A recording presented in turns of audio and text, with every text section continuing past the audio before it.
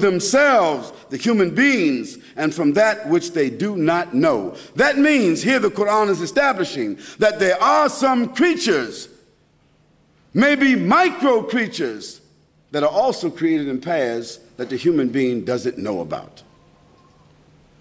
And a sign for them is the night that we extract from the light of the day. Now this is the phenomena itself that we have now discovered from going outer space. When we go out in space, we realize that the day is extracted from the night, not the night from the day. We realize that night is first and day is second, although we say day-night. We realize now that time is really inverted, but you have to go out in space to be able to see it. That's why in Australia, we are sitting here at 9:30 in the evening, isn't it? In London, it is now 10:30 in the morning, but yesterday. And in America, it's 5:30 in the morning, yesterday. But we just discovered that dimension of time recently, didn't we? We didn't know that before, but the Quran establishes that, because listen to this. And the sun runs its own course towards its stopping point, and that is the determination of the exalted in might, the knowing. And the moon, we have determined for it phases until it returns, appearing like a date stalk. Now think about it.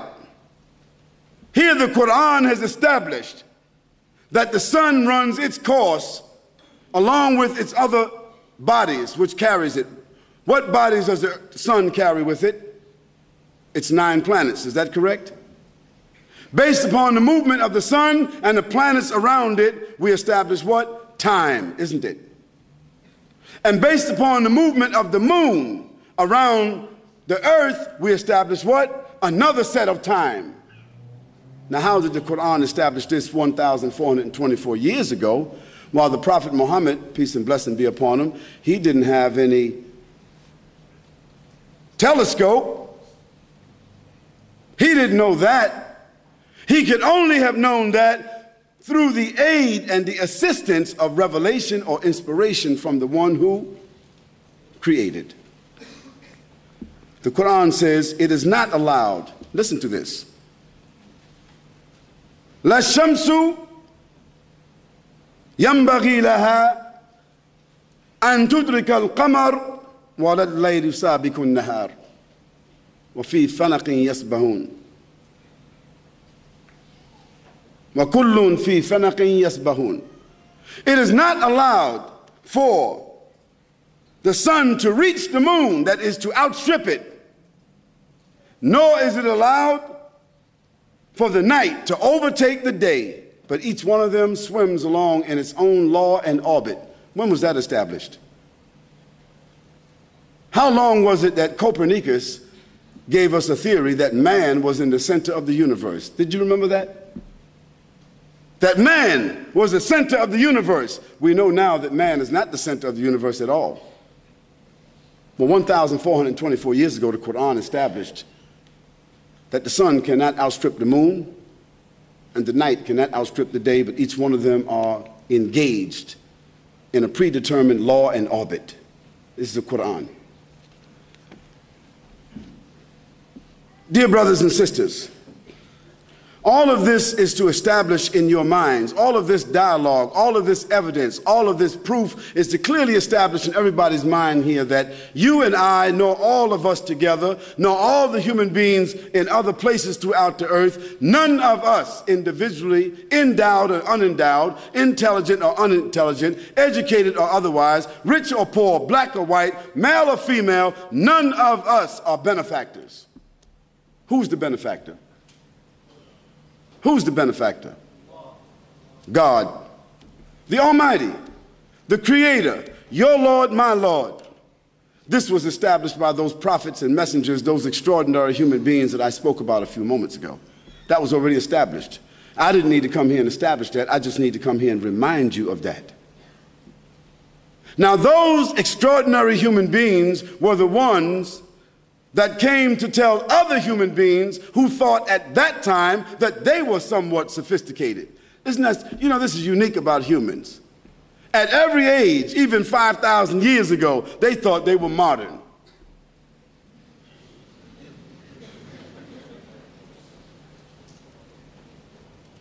At every age, human beings, no matter what stage of development they are at, they think that they are modern and more sophisticated than others.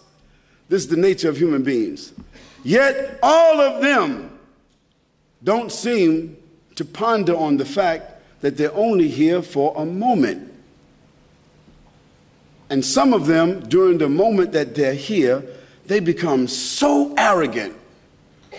They begin to say that we are the owners, we are the peacekeepers, we are the organizers, we are the administrators, we are the ones who created ourselves, determine for ourselves, legislate for ourselves and others, and we own everything and we determine everything. Isn't there some people that say that? You're either with us or against.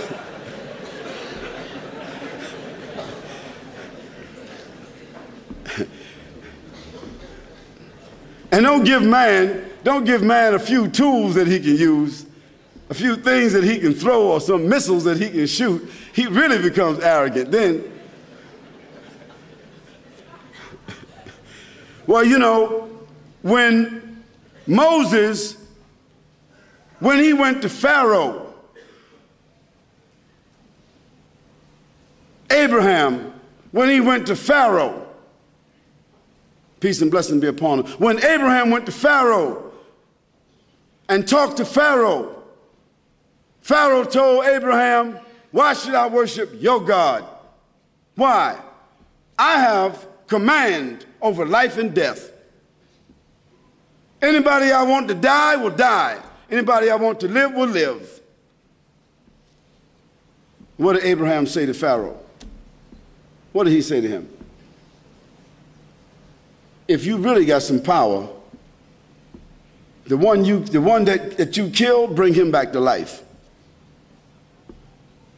The one you killed, bring him back to life if you got power.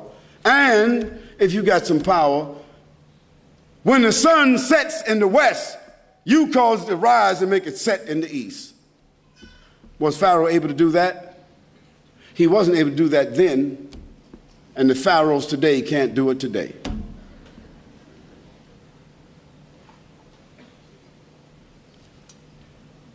Because throughout the span of man's interaction with man, there has always been the conflict